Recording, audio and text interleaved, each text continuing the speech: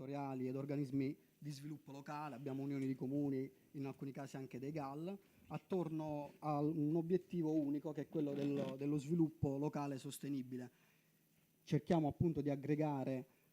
tante realtà locali attraverso un modello di sviluppo che sia rispettoso dei luoghi e delle persone, attento alla valorizzazione delle identità locali, per cercare di far riscoprire i borghi quali luoghi dove innanzitutto poter vivere bene e poi ovviamente anche accogliere. In questo momento la rete conta circa 250 comuni ed oltre 900.000 abitanti, divisi in 17 regioni italiane. È un'Italia che punta alla riscoperta e alla riqualificazione della propria identità, è un'Italia minore ma orgogliosa delle proprie radici, è un'Italia dove, mi piace sottolinearlo, ci sono amministratori locali che in maniera volontaria praticamente si dedicano ai loro comuni, che amano i loro comuni in maniera viscerale e che non hanno perso una connessione con la propria tradizione, con la propria identità, dove questo orgoglio non è solo degli amministratori ma anche dei cittadini che ci abitano. Entrare in un borgo autentico significa vedere, percepire subito come gli abitanti di quel posto siano legati alle tradizioni, agli usi e ai costumi anche dei loro antenati. Per l'adesione a borghi autentici è necessaria una delibera di consiglio comunale che richiede l'approvazione del manifesto dei valori di borghi autentici. Quel manifesto per noi amministratori locali diventa quasi un programma elettorale, è un programma di mandato da svolgere in più azioni durante il corso della nostra attività amministrativa e soprattutto richiede la presentazione pubblica del manifesto, perché l'adesione è fatta dai consigli comunali, ma deve essere diffusa e richiede il coinvolgimento di tutta la cittadinanza. E adesso capirete perché il disegno di sviluppo locale di borghi autentici è tutto imperniato sulla comunità locale, sulla cittadinanza intesa quale risorsa del territorio. Il luogo, le risorse ambientali, le risorse culturali da sole non bastano per poter passare ad un livello superiore dove c'è qualità della vita, quindi buon vivere, saper fare, ma anche opportunità di ospitare. È necessario che il protagonista di questo sviluppo sia la comunità locale. Quindi noi abbiamo bisogno di cittadini consapevoli, di cittadini che siano convinti delle risorse del proprio territorio, che siano protagonisti dello sviluppo dei propri territori e che in qualche maniera, secondo dei principi di sussidiarietà, vadano ad integrare l'azione dell'amministrazione comunale. Quindi, pur essendo un'associazione fatta da comuni, da amministratori, è fortemente richiesta la partecipazione e la pratica di politiche attive nei confronti della cittadinanza. Abbiamo tantissimi progetti speciali che riguardano appunto tutti i comuni aderenti. Ve ne elenco alcuni che sono quelli più attuali. Il progetto sulla comunità del cibo buono e autentico è quello che abbiamo lanciato nel 2018 in occasione appunto dell'anno del cibo. Hanno aderito quasi 100 comuni in tutta Italia e ci saranno giornate dedicate, escursioni dedicate alla visita a fattorie didattiche piuttosto che a cantine o a produttori di prodotti tipici locali e ovviamente materiale divulgativo sulla storia e le tradizioni che sono dietro al piatto tipico del posto o dietro all'usanza alimentare di quel posto. Abbiamo da poco lanciato una campagna per le città libere dai pesticidi, unendoci ad una campagna europea, questo a voler sottolineare la scelta green delle nostre comunità. Noi vogliamo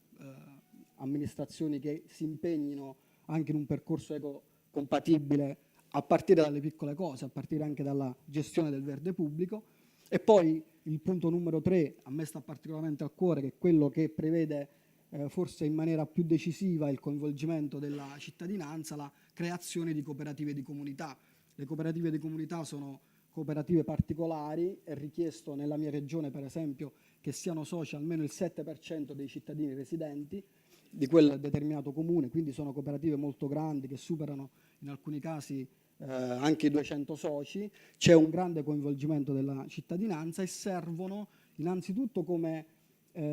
luogo per la condivisione delle scelte e poi per cercare di gestire le risorse dormienti di quel posto. Molti piccoli comuni in Italia sono ricchi di risorse che però non sono utilizzate, sia dal punto di vista architettonico, dal punto di vista del centro storico o degli immobili abbandonati, ma anche di spazi verdi, di aree ambientali magari anche di pregio, di terreni incolti che sono stati abbandonati nel corso degli anni per effetto magari dello spopolamento o della crisi dell'agricoltura. E quindi noi andiamo a cercare di rimettere in moto le energie locali anche attraverso questi strumenti come le cooperative di comunità che rendono appunto i cittadini protagonisti e attori dello sviluppo locale. Ricaricati nel Borgo Autentico è un progetto che abbiamo lanciato l'anno scorso che riguarda invece la mobilità green, l'idea di potersi ricaricare nel borgo non solo dal punto di vista del fisico e della possibilità di vivere una giornata in maniera piacevole, ma anche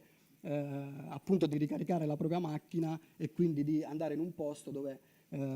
c'è una chiara impronta ecologista anche da questo punto di vista. E poi un esempio per tutti, la legge regionale pugliese del 2013, la numero 44, in cui Borgo Autentici ha creduto molto e ha lavorato tanto, a testimonianza del ruolo che può avere un'associazione di questo tipo anche nei rapporti con gli enti sovracomunali e in particolar modo con le regioni, perché con questa legge noi in Puglia siamo riusciti ad avere il riconoscimento dei borghi come soggetti interlocutori con la regione nelle azioni che riguardano i piccoli comuni, quindi un luogo di monitoraggio della legislazione regionale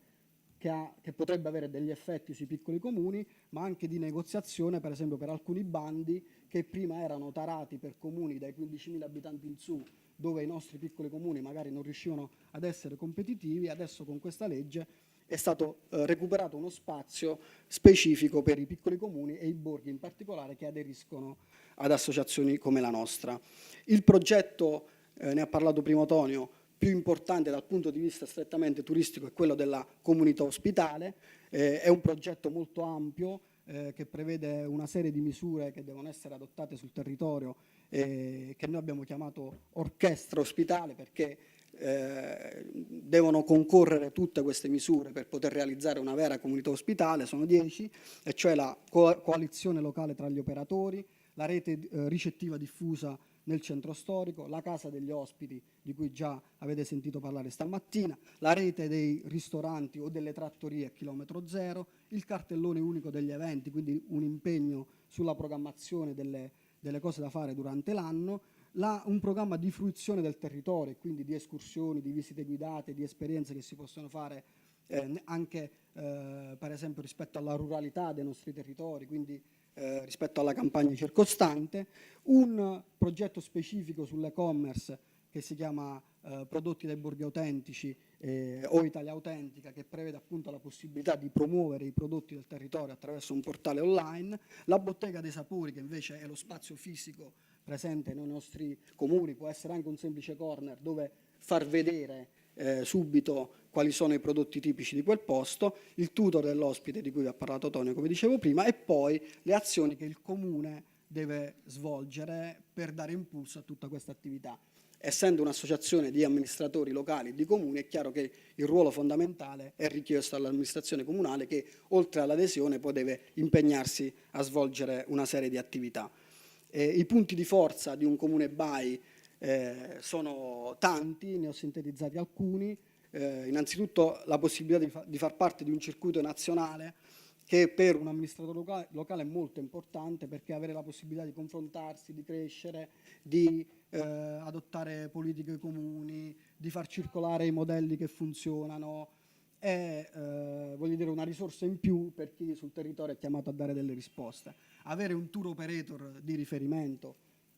di cui si è dotata l'associazione ByTour ovviamente è un'altra risorsa a disposizione dei comuni soci, uno stile riconoscibile, perché c'è tutta una serie di azioni che mirano anche a far riconoscere il borgo autentico all'esterno, un'offerta integrata nei confronti del visitatore che non è standardizzata, come diceva stamattina il professore, è su misura, quindi è un'offerta che in alcuni casi va a soddisfare anche bisogni specifici di persone che arrivano nei nostri comuni, soprattutto la possibilità di mettere in campo delle politiche generative. Noi crediamo moltissimo nelle politiche generative, cioè in quelle politiche che sono in grado poi di far generare delle occasioni. L'apertura di un parco avventura, la gestione di un'area montana, la riqualificazione di un terreno agricolo non devono essere soltanto azioni fine a se stesse, ma se integrate possono rappresentare già un pezzo dell'offerta di quel territorio. E quindi noi cerchiamo sempre di favorire azioni che possano avere una prosecuzione negli anni, che possano in qualche maniera generare poi delle opportunità per i cittadini residenti, e quindi un rafforzamento della comunità locale. Qual è spesso il problema che si incontra nei piccoli comuni, nei borghi? È magari la sfiducia, il fatto che i giovani siano con la testa già pronti ad andare in città, a cambiare, ad emigrare, la mancanza magari di prospettive visibili, il fatto di non vedere occasioni pronte per poter immaginare un proprio futuro. L'associazione, che ha come slogan comunità e territori che ce la vogliono fare, punta anche a questo. Rafforzare le comunità locali significa interrogarsi sulle risorse del territorio, interrogarsi sulle potenzialità del nostro borgo, capire quali sono i nostri punti di forza, senza ignorare ovviamente i punti di debolezza, e cercare di dare una risposta a chi innanzitutto abita in quei luoghi e poi ovviamente in un posto dove si vive bene è anche più facile accogliere. E questo è un esempio delle accoglienze che vengono fatte nelle comunità ospitali, dove c'è questa interazione tra il visitatore e i cittadini residenti, dove l'esperienza viene praticamente condivisa, viene vissuta insieme. La comunità ospitale è una destinazione in cui gli ospiti si devono sentire dei cittadini temporanei, si devono identificare nella comunità locale, non devono essere visti come estranei che camminano nel paese senza che nessuno magari si ferma a salutarli o a chiedergli del bambino, piuttosto di qualsiasi altra curiosità. Devono in qualche maniera subito sentirsi integrati in quella comunità. E questo è un classico esempio in questa foto di cittadini locali e di ospiti che condividono un momento conviviale insieme. Oppure l'ultima foto con cui vi saluto è un po' la sintesi dello spirito dell'accoglienza nei borghi autentici, nelle comunità ospitali, e cioè alla fine di un laboratorio una foto che riunisce il turista e i cittadini residenti, dove però non si capisce chi è il turista e il cittadino. Noi che siamo del paese lo sappiamo, ma all'esterno è difficile distinguere